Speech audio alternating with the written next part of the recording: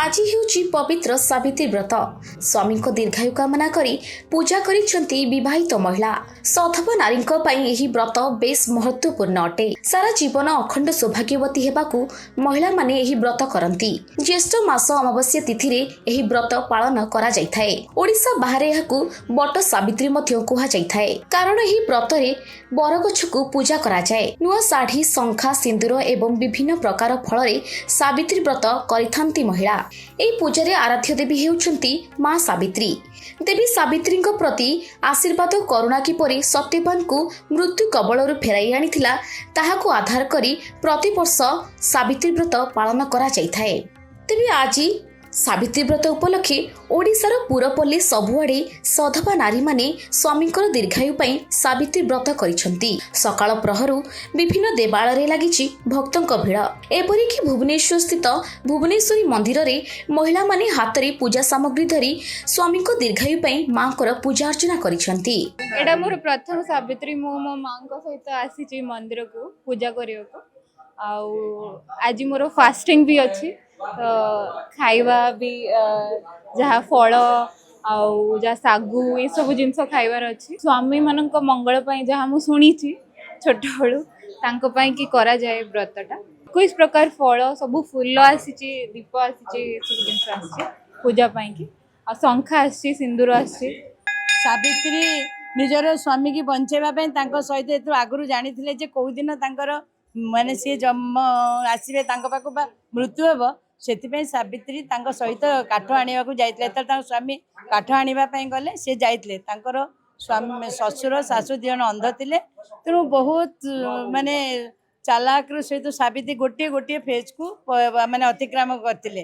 ସେ ପ୍ରଥମେ ମାଗିଥିଲେ ଯମଙ୍କ ପଛରେ, ଯେତେବେଳେ ଗଲେ ଯମ କହିଲେ କାହିଁକି ମୋ ପଛରେ ଆସୁଛ, ତାଙ୍କର ସମୟ ପୁରି ଯାଇଛି। ସେ କହିଲେ ନାଇଁ, ମୋର ପ୍ରକୃତରେ ଦରକାର ଅଛି ମୋ ସ୍ୱାମୀ ଶାଶୁ ଶ୍ୱଶୁରଙ୍କ ଆଖି ଦୁଇଟା ଫେରାଇ ଦିଅନ୍ତୁ। ସେ ତଥାସ୍ତୁ କହି ପଳେଇଲେ।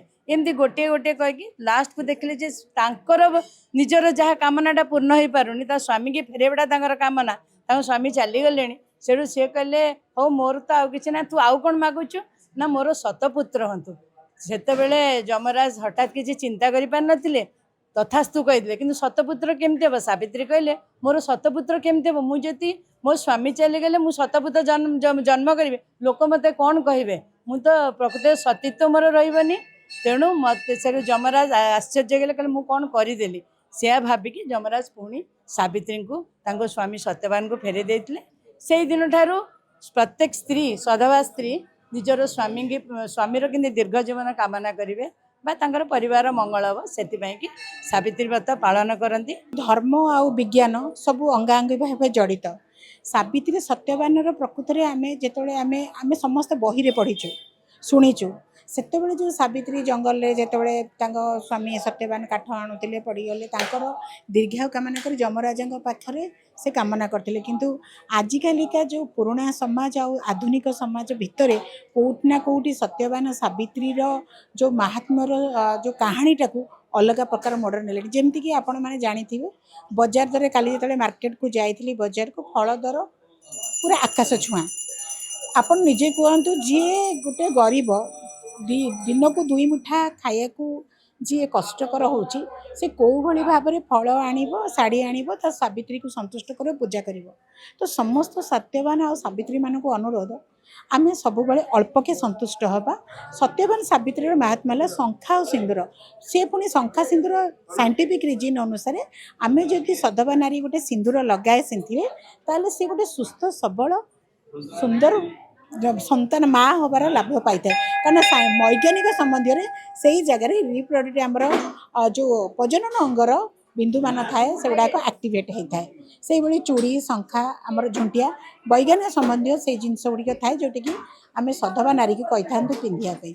ସେଥିପାଇଁ ଭଗବାନଙ୍କ ପାଖେ ସମର୍ପଣ କରି ଆମେ ସ୍ୱାମୀମାନଙ୍କର ଦୀର୍ଘାୟୁ କାମନା କରି, ପରିବାରର କଲ୍ୟାଣ କାମ କରି ଭଗବାନଙ୍କ ପାଖେ ମୁଣ୍ଡିଆ ମାରିଥାଉ। ଭଗବାନଙ୍କ ପାଖରେ ଆପଣ ଫଳ ମୂଳ ଯାହା ପାଖେ ଯେତିକି ଅଛି ସେତିକିରେ ଆସି ଭଗବାନଙ୍କୁ ଡାକିଲେ ସନ୍ତୁଷ୍ଟ ହୁଅନ୍ତି।